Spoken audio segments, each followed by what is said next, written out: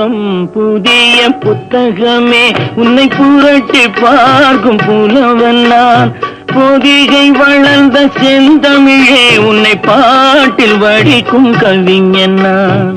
பள்ளியறை என்னும் பள்ளியிலே இன்று புதிதாய் வந்த மாணவி நான்.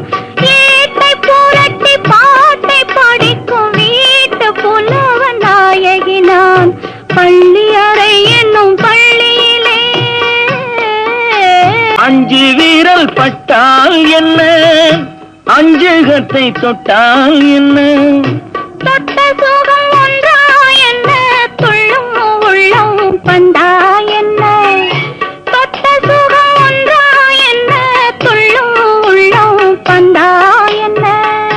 செவ்விதழை கண்டால் என்ன, தேனெடுத்து உண்டால் என்ன.